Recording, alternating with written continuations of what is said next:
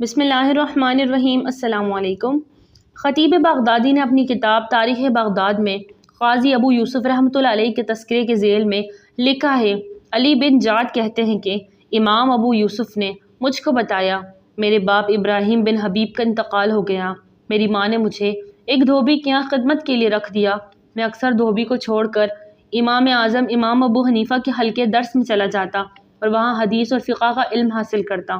میری ماں کو معلوم ہوتا، وہ آتی اور میرا ہاتھ پکڑ کر دوبارہ دھوبی کے یہاں پہنچا دیتی۔ جب ایسا قصہ بار بار ہونے لگا تو میری ماں پر شاک گزرا۔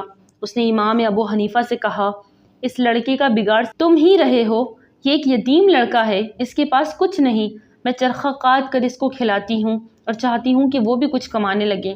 امام ابو حنیفہ نے میری ماں سے کہا، وہ پستے کا فالودہ کھانے والا علم حاصل کر رہا ہے۔ میری ماں یہ کہتی ہوئی واپس چلی گئی کہ معلوم ہوتا ہے کہ بڑھاپے کی وجہ سے تمہاری عقل جاتی رہی ہے۔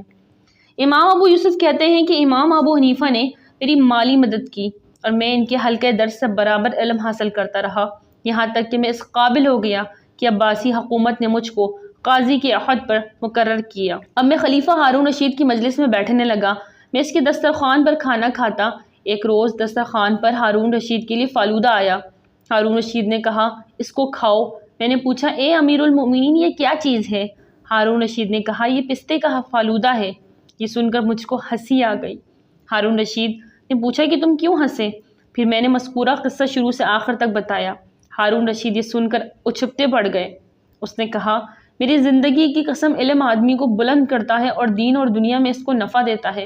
اللہ ابو حنیفہ پر رحم کرے، وہ اپنی عقل کی آنکھ سے وہ چیز دیکھ لیتے تھے جس کو وہ اپنی سر کی آنکھ سے نہیں دیکھ سکتے تھے۔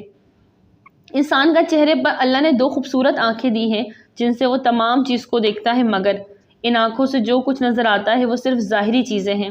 زیادہ گہری اور زیادہ بامعنی چیزیں دیکھنے کے لیے ایک اور آنکھ کی ضرورت ہے۔ یہ بصیرت یا عقل کی آنکھ ہے۔ جو شخص صرف سر کی آنکھ رکھتا ہو، اس کا دیکھنا ایسا ہی ہے جیسے کوئی شخص مشین کے اوپر کا ڈھکن دیکھے مگر اندر کے کل پرزوں سے بے خبر رہے۔ ایسا دیکھنا نہ دیکھنے سے بس برائے نام مختلف ہے۔ بڑھیا کی ظاہری آنکھ نوجوان کا مستقبل صرف دھوبی کے خدمت گار کی صورت میں دیکھتی تھی، مگر اسی نوجوان کو جب ایک عقل کی آنکھ والے نے دیکھا تو وہ اس کو بادشاہ کے دسترخوان پر بیٹھا ہوا نظر آیا۔ عقل کی آنکھ آدمی کو اس طرح حاصل ہوتی ہے۔ اس کا ایک ہی جواب ہے، یہ صلاحیت آدمی کے اندر اس وقت پیدا ہوتی ہے جب وہ سر کی آنکھ سے نظر آنے والی چیزوں سے اوپر اٹھ جائے۔